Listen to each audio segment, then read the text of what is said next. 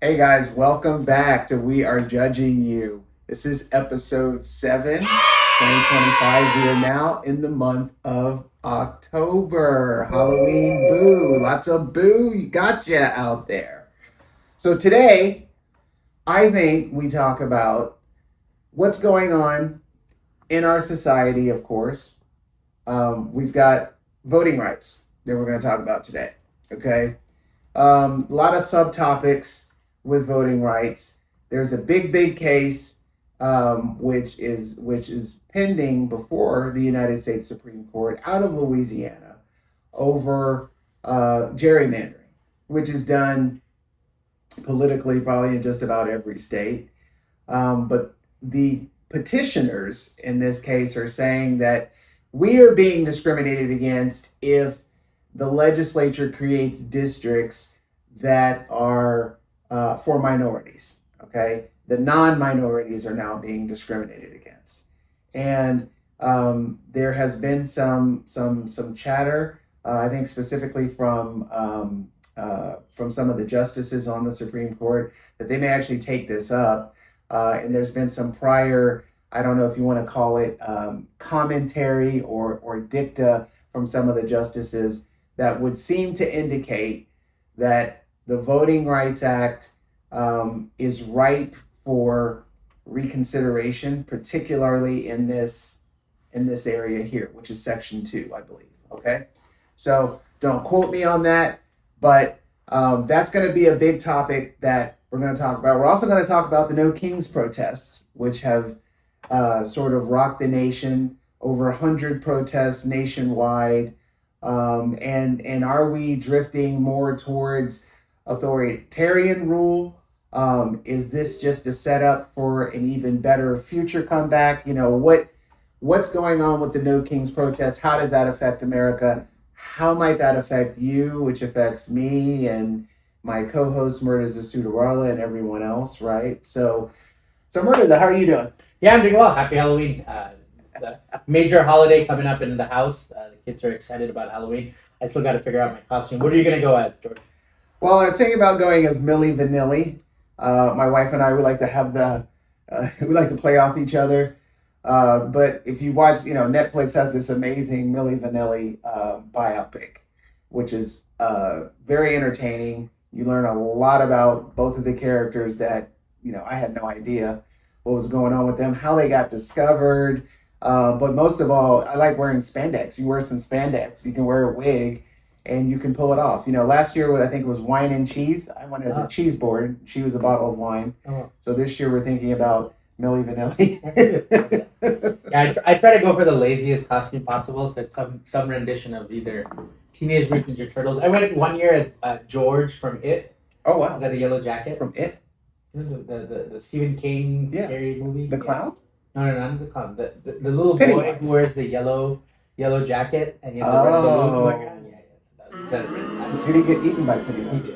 He was a victim, much like our bayous, which we'll talk about at some point in the future. Yeah.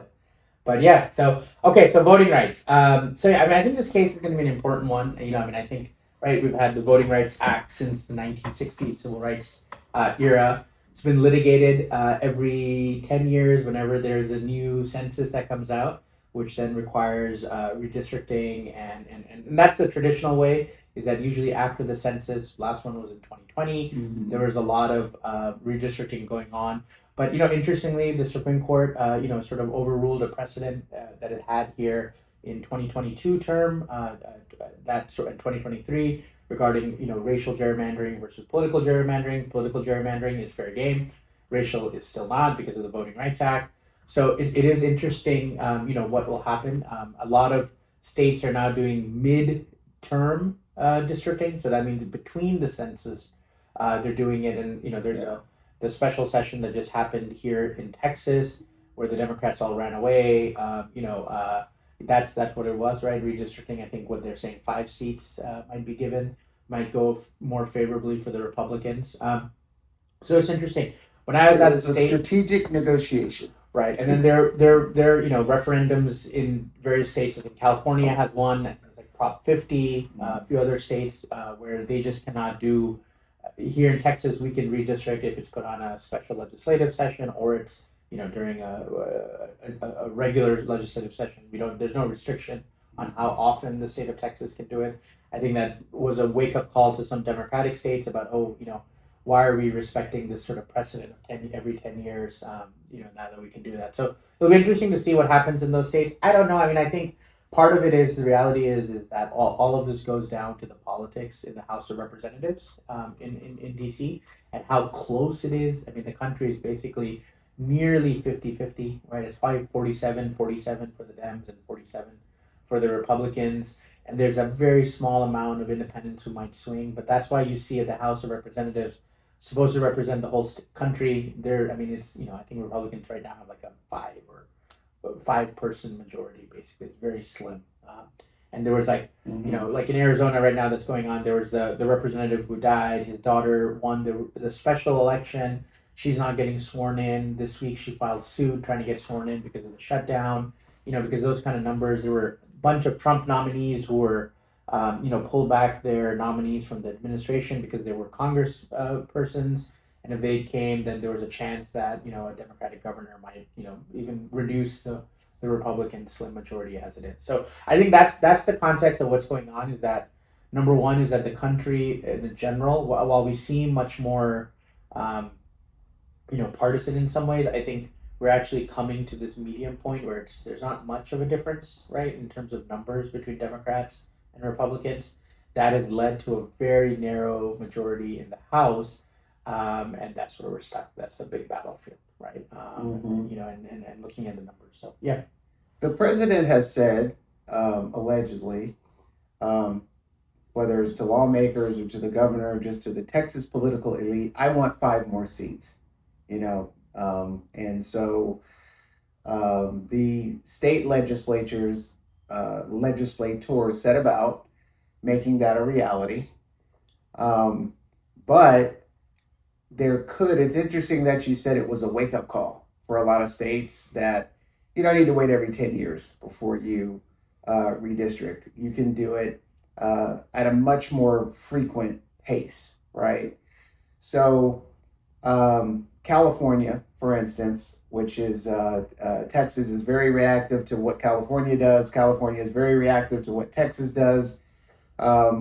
They have put in a plan that will potentially create even more blue seats in Washington, D.C. if the Texas plan is fully carried out and works, right?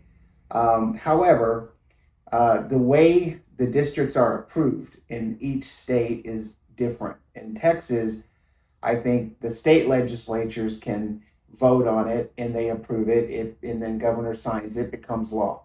California, it's somewhat like that, but it has to go back to the population to vote on the final certification of it. And if the population says we don't want it, it doesn't happen, but they have to give it the final rubber stamp. I don't think that's going to be a huge mountain to climb in California, just because of how it is made up politically. But every state has different laws on the pre-certification of what the district is, who has to vote on the approval of the district, and whether or not it then goes back to the voters to give the final approval. We want this, or we don't want it. There's something wrong with it. I think that's a really smart additional check on power to just say, we've approved this. Now the voters, you tell us if you guys really want this or not. Okay, and of the voters, it's up to you if you go down there and seek out your polling place and exercise your right to vote. Okay, because it's your right. Which, if you haven't voted, I think there's some elections right now going on about 17 different amendments to the Texas Constitution right now. So if you haven't voted and you're eligible to vote, please go vote, because there are some very, very important amendments that you can vote on right now. Okay, but getting back, I don't know what Supreme Court might do. There's a lot of different options that are available to the Supreme Court. This isn't legal advice, but it wouldn't shock me if the Voting Rights Act was diluted to the point of being, just kind of the exception, not the rule, so to speak, after this Louisiana case is decided. So, and along with that, we've got voting rights that are being, some people believe are just under attack, depending on what side you're on. If you're in the majority, you think, at least in this Louisiana case, you're under attack because you're having to deal with all these new districts that are diluting your right to vote. And if you are in a historically underrepresented district, maybe in another state that has historically not had enough representation, you believe that you might be under attack because the law that's set out to protect you might be, it could be invalidated, it could be diluted, there could be an exception created that sort of swallows what the purpose of that law was supposed to be. Anything could happen. So it depends on who you are in the spectrum. But I think everybody has an argument that, hey, I'm under attack. It's really interesting how this has sort of been turned on its head because it was all, that legislation was initially intended to give minorities a voice, and now it's being used to essentially say you have too much voice, and your voice offends these other voices, and so it's actually discriminatory to give you that voice that you've had in the past. Well, So I hear you, and I know that is a position that folks take. But I think what this court, the Roberts Court, has been about is, the quotas and the system that we had affirmative action, and that there was a time and a place, right? There in the '60s and stuff like that, when we were finally bringing, after hundreds of years of that. But I don't know if those complete conditions that existed in 1964, when governors were sending dogs in Alabama and in Mississippi and so forth, we don't have that scenario, right? I mean, you can argue that, hey, there's other ways that discrimination happens, and I'm not going to argue on that. And I know it exists, but I think the quotas and forcing it, I think going back to this thing, right? The country is becoming, politically very close, right? In terms of the equal split, even demographics, right? I mean, I think a lot of the stuff that we'll talk about the No Kings later, in terms of just the population, like, this is not an overwhelmingly majority white country anymore, right? With immigration opened up, just anecdotally, I go to my kids. We grew up in Cypher School District. mhm. That was a white area when we were kids. Yeah. I mean, that was like, there Shout were, out to Cypress, Texas. Yeah. token, we would be the token, minorities, in certain places. But now I go to my kids, like elementary school, it's like more than 50%. Now that I see a white kid, I'm like, oh, okay, right? Like it's Didn't the know you were opposite, here. right? Yeah, exactly. It's the opposite of how it used to be, right? So I mean, I think there's a time and a place. I wanted to actually, as we're talking about the Voting Rights Act, and I know that'll be a big decision when it comes out. But you have a case at the Supreme Court. Recently, we were there, to get us admitted, and we were in front of the justices at the ESS back in February. So talk to me, like, what is your strategy in terms of being now a Supreme Court litigator? Like, what are you thinking about? How would you argue the Voting Rights Act? Like, who are you talking to, and what are your thoughts? I mean, if I represent the petitioners, then you're going to try to turn the language of the law on its head, and you're going to say, wait a minute. If I have a majority white district that is being broken up to create a majority, so we'll say black district for the sake of argument, it could be majority Hispanic, it could be majority whatever, then I'm arguing that's discrimination on me because you're breaking up my political voice. You're diluting my political voice. If I am arguing for what we can anticipate who the respondents will be, the respondents are likely going to say the reason why these districts are created are because of these other historically discriminatory reasons that have happened right there at that locale, which has resulted in either no political voice of this minority or very, very limited political voice of this minority at the state assembly, right? So you have to try and target your argument. This isn't legal advice, but the justices on the Supreme Court, they're going to do their duty, but at the core, they're people, just like you and me. Yeah. And if you do your homework, you'll know who may be open to certain types of arguments and who won't be, right? And you really have to, really what it always goes to, it's almost like an election. You have to go for a middle ground that's reasonable, where you can have a law that's pronounced that can be plausibly maintained after, right? So it's not a situation where the next Chief Justice comes along and says, oh, to hell with that. We want to, we want stare decisis, res judicata. We'd like to have some predictability within the law. So I think the court is going to do its sacred duty there. But I do think that the president has been able to appoint, I think, 3 justices now. The first term. Yeah. And, potentially more. I think Justice Thomas is the oldest justice now. And if anything happens in the next 3 years, there could be another appointment coming. But it is a decidedly more conservative than liberal court now. Right. I mean, I think, when we were there, it was just interesting to see. They were all sitting there, right? All 9 justices. Yeah. You have pretty much the Sotomayor, Jackson, and Kagan, the very liberal justices appointed by Democratic presidents. They're pretty reliably, they usually vote together. I don't see many splits between them. Maybe one will dissent or stronger than the other ones, but usually on civil rights and voting rights acts, I think they're going to vote. So you have 3 votes that are going to support either the status quo, right, in this case, or going to support minority rights. I think, Justice Jackson was quoted as saying something that, almost like a disability, that Black people have a disability in this country and should be given, continued protection. Yeah. And then I think on the conservative side, you have Thomas and Alito, which pretty much we know where they're going to go, and they're going to vote on this, right? What do you think they're going to say?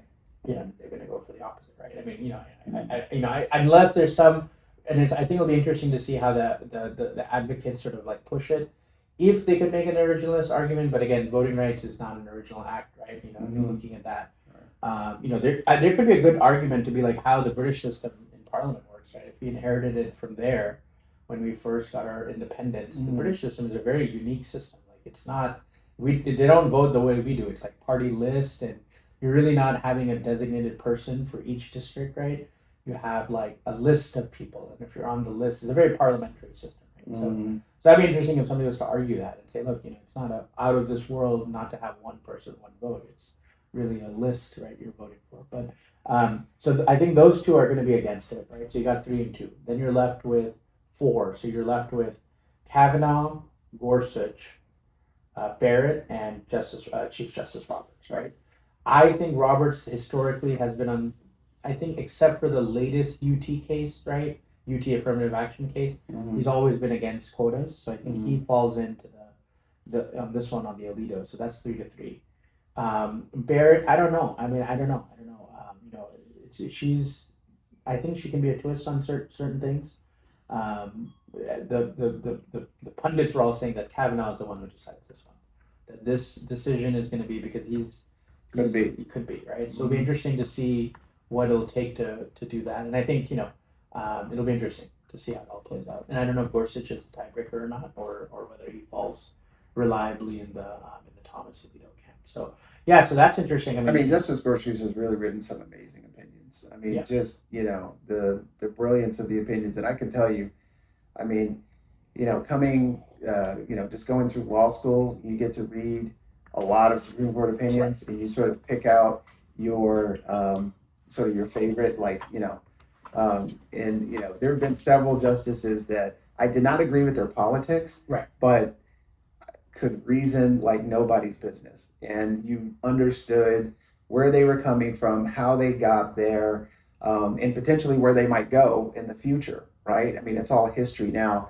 But you said something very interesting. You said that, well, back in the 60s, governors would send dogs into cities, and people would be, hosed.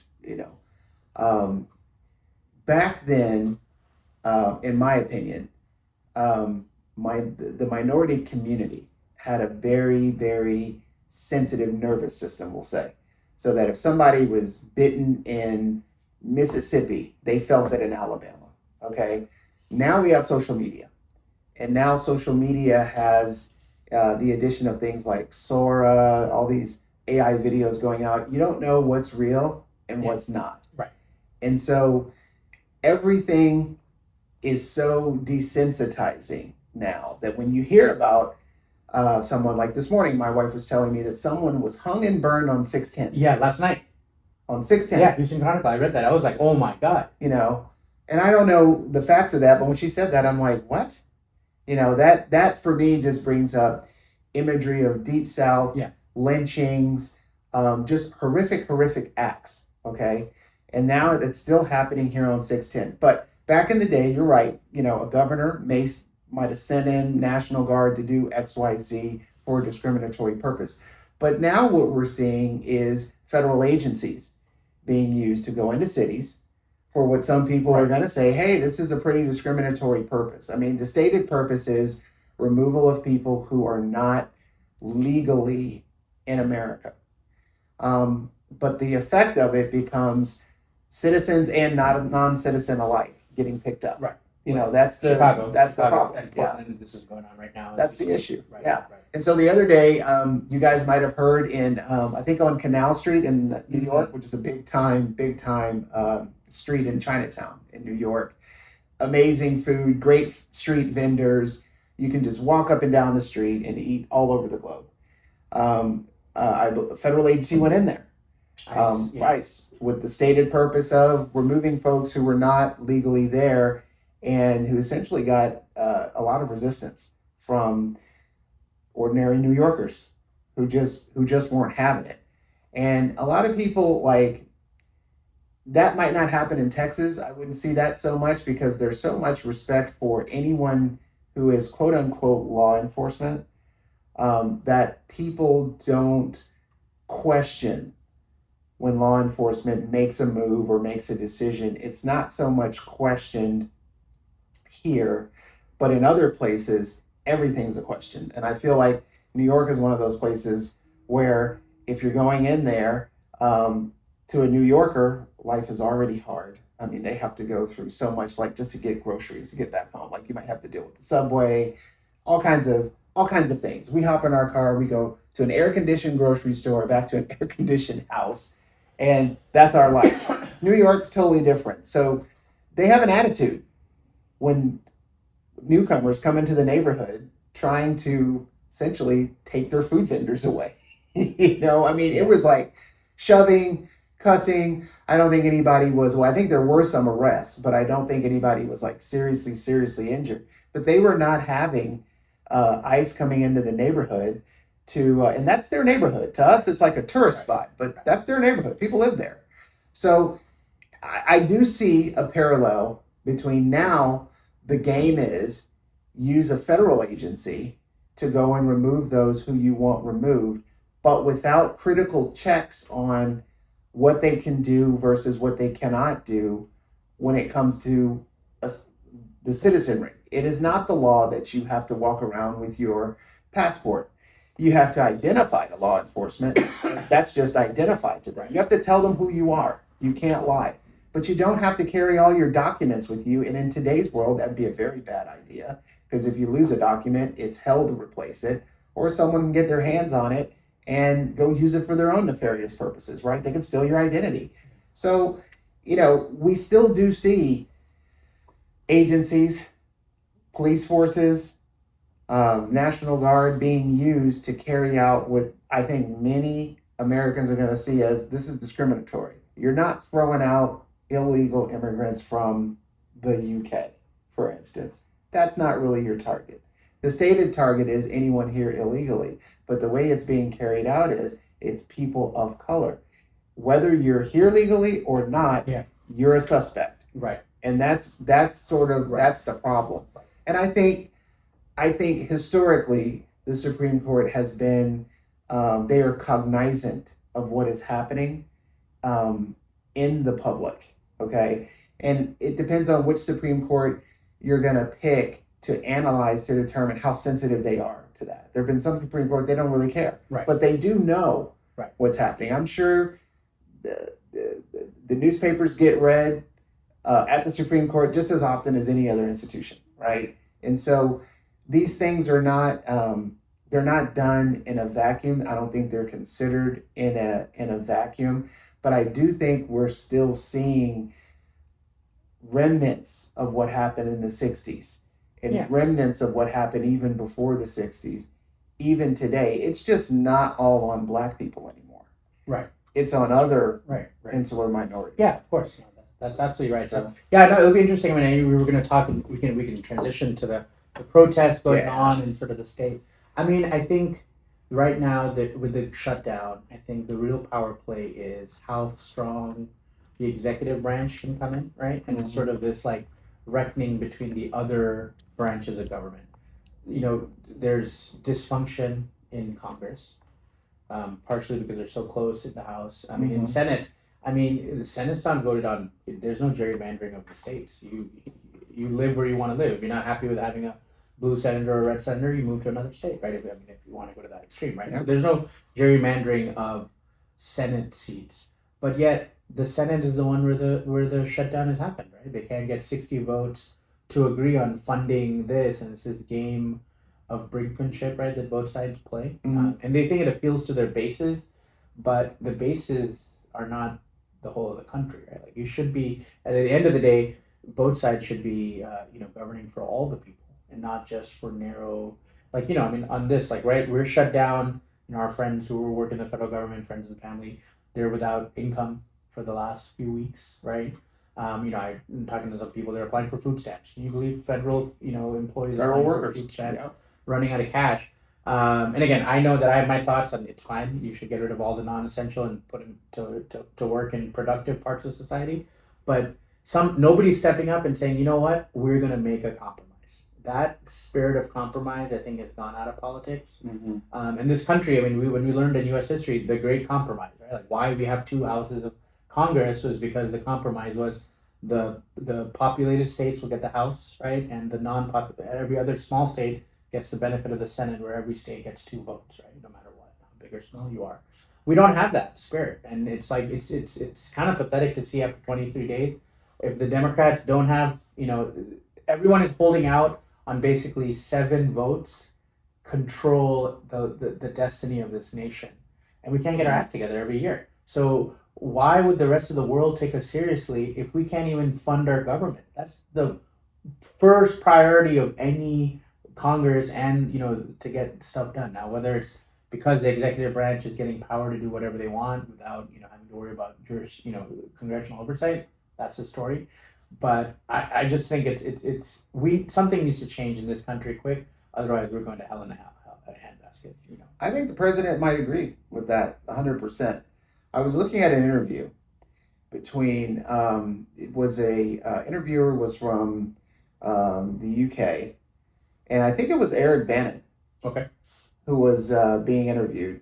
And one of the things he told her, or this particular interviewee, I think it was, but we'll have to check me on that, was that, hey, in 2028, we're going to have the same president. President Trump is going to be president again.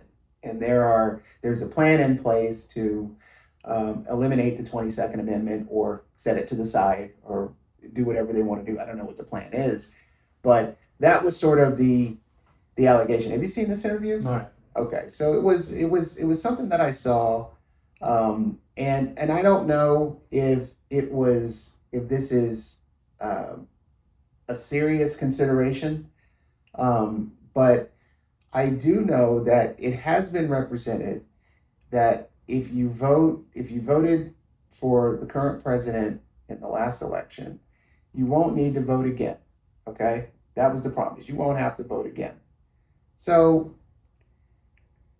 then you tie that in with the No Kings protests, right? America has always been the country of FU. That's how we were founded. Didn't want to pay taxes to King George. But isn't Trump the biggest model of FU? Isn't that what he summed up? I think that in order to get your vote, that is what will be told to the populace is I am the FU. Right. However, if your vote is then reduced to nothing because the current president won't leave office, you're sliding into authoritarianism, if you ask me. It's like America has been pretty clear. You get 2 terms. They don't have to be consecutive. Since the 1940s. Since the 1940s. Right. So before it, there was no, Delano, right? FDR served for 3 before the amendment came into place. True. Right? But if this president wants to be FDR, just tell us. Right. And then we know. Right. But the road to a constitutional amendment is very narrow, very, very high burden. I don't know exactly what the plan might be to eliminate it, but I think that what we saw with all these No Kings protests is America still does not want a king at all. And I think that goes at the very fabric of who we are. We like changing our dress every 4 years. And I think the system works perfectly on that. 4 or 8 or whatever. It does. Before TikTok gave us an attention span of goldfish, right? 2 seconds. Yeah, 8 years. We gave everyone, hey, a successful president had 8 years. One who was less successful had 4. But at least we let them govern, even if it was stupidly, right? Carter, my dad loves Carter, favorite president. He made so many mistakes. Ford, before him, Republican, 4 years, so many mistakes, right? Blunder after blunder. But they did good stuff, right? But the other party let them do what they wanted to do.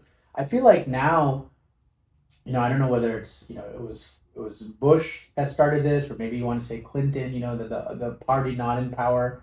Anything you said, we'll do the opposite. Doesn't matter whether it's right or wrong. We're going to just do the opposite, right? Maybe you could argue Clinton's time was when the shutdown started to happen, right? But this is who the people. No one can argue that the 2024 elections were not fair, right? The mandate was all branches of government are controlled by the Republicans. Let them run it. Let them do what they want to do. And if it's a bad economic decision, there are going to be midterms to check it, right? Mm-hmm. And it is. If you want to talk about no kings. What about Biden, right? Biden passed all these COVID mandates, right? He was going to force preschool kids to wear masks at preschool kids. He was going to shut down most rural things because of the COVID mandates, right? And again, it was a pandemic and this justifies the behavior. And the flip side too, there were enough governors who shut down major parts of our state and others, their states, right? So I hear you. I just feel like the No Kings is conveniently always, it comes out when Trump's in power or Republicans in power. But do you think he should be limited to 2 terms? That's the law. Yeah, that is the law. It's not it should, it's he will be, right? But now if there is some legal mechanism that does it, we will see. I've not heard anything that other than having another constitutional amendment, right? Which says you can serve. There's some talk about Vance will run as president and then he can be the vice president, right? I don't even think that's possible because I think the vice president has to qualify constitutionally to take over, right? Yeah. So I don't think that's going to happen. I think this is just rage baiting for libs, right? The Republicans say it because every single time you mention this, liberals think it's all serious. I don't think half the conservatives are going to go along with it. And today Trump's approval rating is 24%. That means majority of both sides are not approving the state of the country. I don't know whether it's because of the shutdown or because of seeing these raids or what it is, right?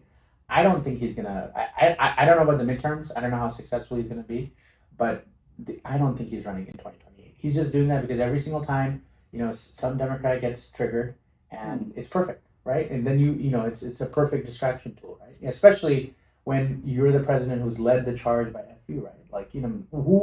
Who is the population that supports the president? Is the people who've been effed over in the last 60 years, right? Right, in some way. And the billionaires. Well, the billionaires love the status quo no matter what. It doesn't matter. Because then going back to the billionaires. And the billionaires. Did Biden increase the corporate tax rate when he was there? Did he push that? It was reduced from 35% to 21%. Billionaires and big businesses, they got the benefit of that, right? But did Biden introduce any legislation who said, let's take it back to 35? No, absolutely not. So the billionaires are fine no matter who's in power because they put that person in power. So you think that only the people who um, have been screwed over support Trump?